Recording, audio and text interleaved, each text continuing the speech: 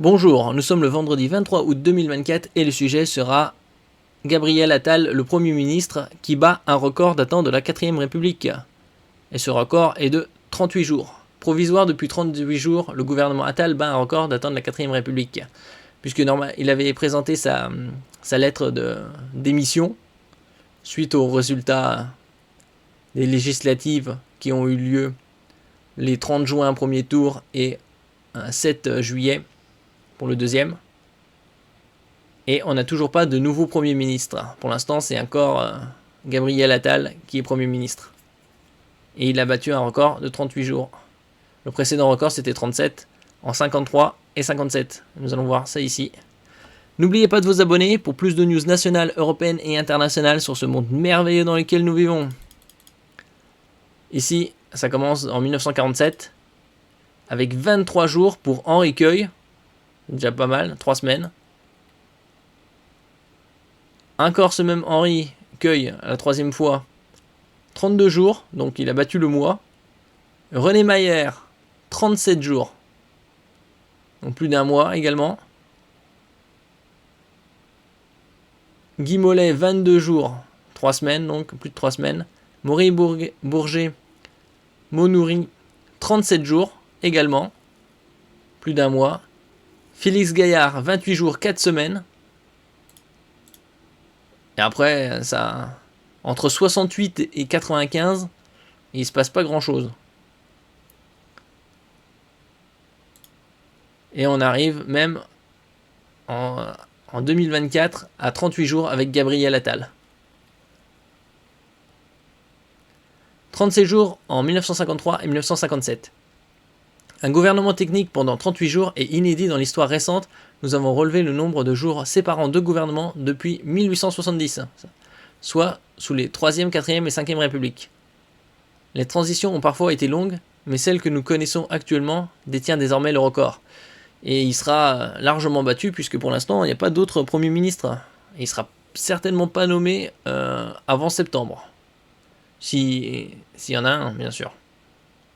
De 1870 à 1940, la France a connu de nombreux premiers ministres et les délais entre deux gouvernements ont été parfois longs, mais n'ont jamais dépassé 24 jours en 1932 entre le gouvernement sortant d'André Tardieu et celui d'Édouard Herriot. Après 1947, sous la 4ème République, le Parlement a un poids important mais aucune majorité n'y domine.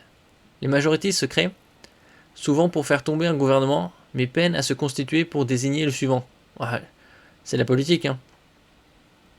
C'est surtout les politiciens. Il en résulte l'impossibilité de maintenir durablement une équipe ministérielle et des jours de débat parlementaire entre un renversement et une investiture. Donc il a battu deux anciens records, qui étaient de 37 jours. Ces crises ministérielles ont des durées variables. Par 3 fois, elles dépassent un mois. 32 jours en juillet 1951, 37 jours à 2 reprises en mai-juin 1953 et du 30 septembre au 6 novembre 1957. Ce sont ces deux périodes de 1953 et 1957 que la transition actuelle vient de dépasser. Et probablement, il atteindra les 50 jours.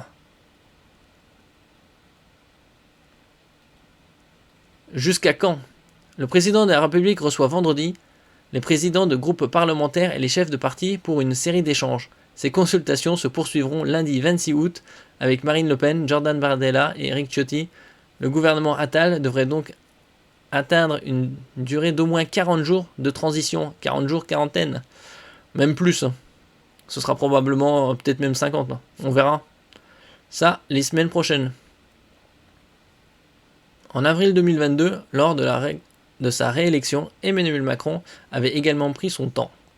Le Premier ministre Jean Castex avait annoncé qu'il allait démissionner dans les jours suivants, créant une attente. La démission effective et la nomination d'Elisabeth Borne n'étaient intervenues que le 16 mai. C'est très loin d'être un record par rapport à nos voisins belges. Entre 2010 et 2020, la Belgique a passé au total près de 3 ans sans gouvernement libéral. Et est-ce que ça a changé quelque chose ? Non, la preuve que ça ne change pas grand-chose d'avoir des politiciens. C'était même plus que... ça avait même battu le record d'un pays sans gouvernement, qui était l'Irak. C'était un peu particulier l'Irak. Le pays, beaucoup moins centralisé que la France, a connu 2 crises politiques. En 2010-2011, 541 jours, et 2019-2020, 493 jours, restant à chaque fois plus d'1 an sans gouvernement de plein exercice.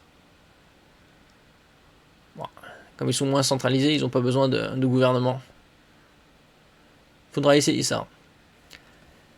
Merci pour votre écoute et à la prochaine.